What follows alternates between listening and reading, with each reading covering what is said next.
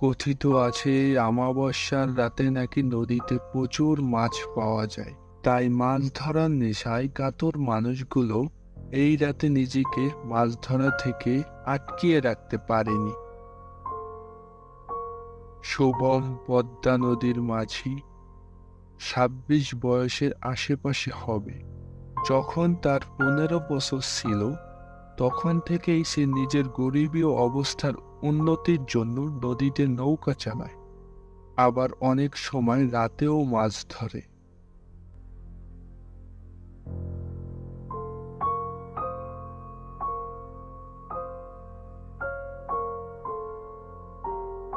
রঘু কাকা, কি গো, কি হলো তোমার?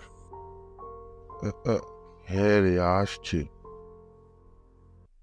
শুভমের ডাকে গায়ে গেঞ্জি আর ধুতি পরে ভেতর থেকে বেরিয়ে এলো লঘু কাকা।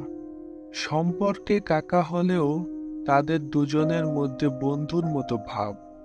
প্রায় রাতে দুজনে নদীতে মাছ ধরতে যায়। শুভম যেমন ভালো নৌকা চালায়, লঘু তেমন যেন ভালো মাছ ধরে। তাই তাদের জুটিও বেশ জমেছে। কিরে, নৌকা ঘাটে এনেছিস? নৌকা ঘাটে এনে তোমার জন্য অপেক্ষা করে যখন আসছিলে না, তখন বাধ্য হয়ে ডাকতে আসলাম। আচ্ছা, ঠিক আছে, বেশ, চল তাড়াতাড়ি। তুমি কি হাত দিয়ে মাছ ধরবে? হাত দিয়ে ধরবো কেন? জাল দিয়ে ধরবো। তাহলে জালটা কোথায়? হ- ও, ভুলেই গেছি। আজকাল সবকিছু কেমন যেন ভুলে যাই। আচ্ছা, তুই দাঁড়া, আমি আসছি জাল নিয়ে।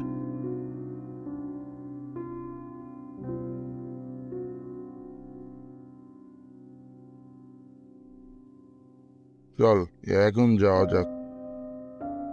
দুজনে হাঁটতে লাগলো নদীর উদ্দেশ্যে।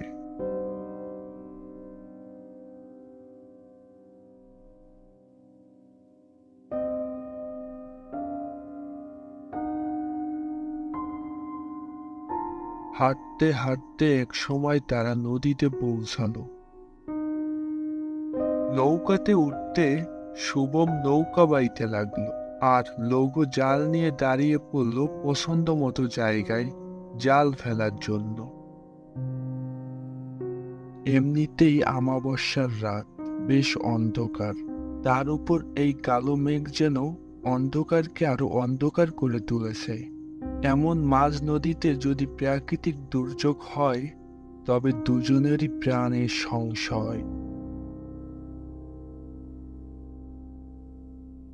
গরমের মধ্যে মাঝ নদীতে হালকা শিরশিরে হাওয়া বইছে। পরিবেশটা বেশ শান্ত। এমন পরিবেশে মাছ ধরতে তাদের বেশ ভালোই লাগছিল। মাছ ধরতে ধরতে অনেকটা সময় পার করে ফেলেছে, আর এখন নিজ এলাকা থেকে বেশ খানিকটা দূরেও চলে এসেছে। কাকা, আকাশের অবস্থা তো তেমন একটা ভালো দেখছি না। মনে হয় বাড়ি ফিরে যাওয়াই উত্তম, কি বলো? ঠিকই বলেছিস ভাতিজা। চল তবে বাড়ির দিকে ফিরে যাওয়া যাক। নৌকা বাড়ির দিকে বেরা। আমি আর দু একবার জাল ফেলে দেখি।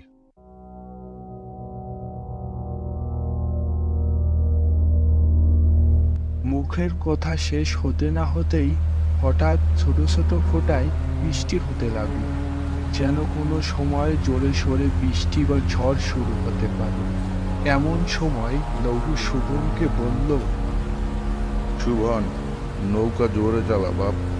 আকাশের অবস্থা তো খুব একটা ভালো নয়। তাড়াতাড়ি বাড়ি ফেরা দরকার।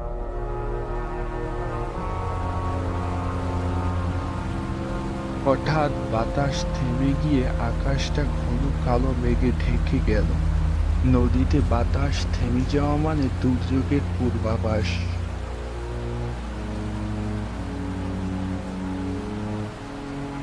শুভ প্রাণপণে নৌকা বাইতে লাগলো।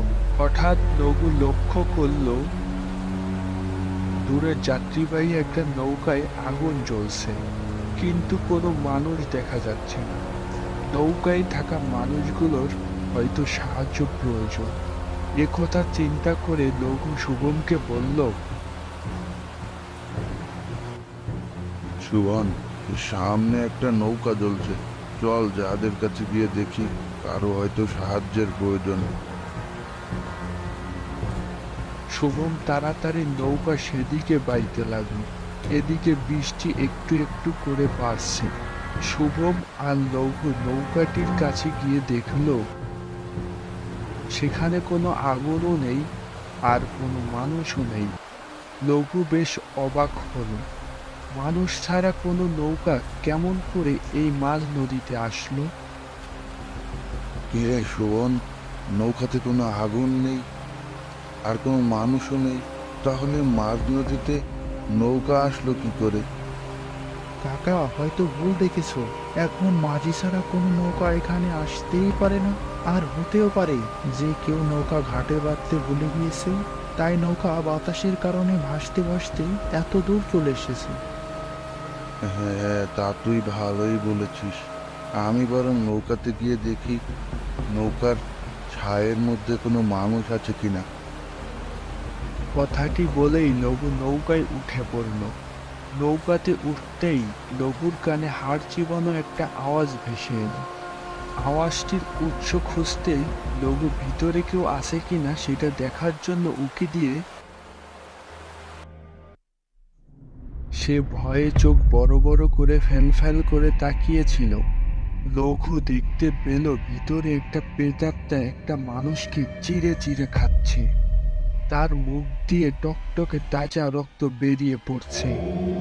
লঘুকে দেখে প্রেতাত্মাটি রক্তমাখা মুখে চিৎকার দিল। এমন দৃশ্য দেখে লঘু নিজেকে আর ঠিক রাখতে পারল না। সে ভয়ে চিৎকার করে উঠল। বৃষ্টির আওয়াজে শুভম এতক্ষণ কিছুই শুনতে পায়নি। সে নৌকায় বসে লঘুর জন্য অপেক্ষা করছিল, কিন্তু হঠাৎ লঘুর চিৎকার শুনে শুভম লঘুর কাছে এগোতে যেতেই দেখল লঘু পানিতে পড়ে আছে। শুভম লঘুকে বাঁচাতে পানিতে লাফ দিয়ে পড়ে।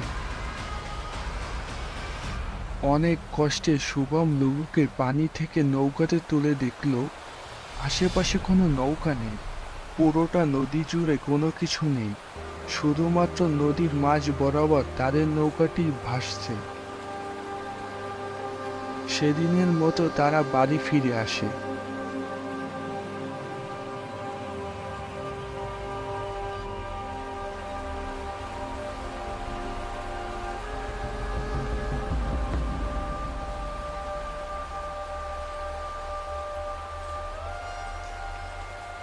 বাড়ি ফিরে লঘুর গায়ে খুব জ্বর। একটানা 7 দিন বিছানা থেকে উঠতে পারেনি লঘু। এর মাঝে শুভম অনেকবার লঘুকে জিজ্ঞাসা করেছিল সে সেদিন নৌকায় কি দেখেছিল, কিন্তু লঘু বলেনি। শুভম ভয় পাবে বলে। আর এরপর থেকে তারা কখনো রাতের বেলা নদীতে মাছ ধরতে যায়নি।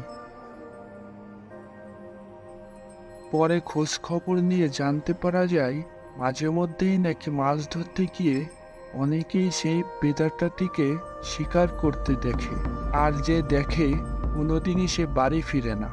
সেদিন যদি লঘুর সাথে শুভম না থাকতো তাহলে হয়তো লঘু আর তার প্রাণ নিয়ে বাড়িতে ফিরতে পারত।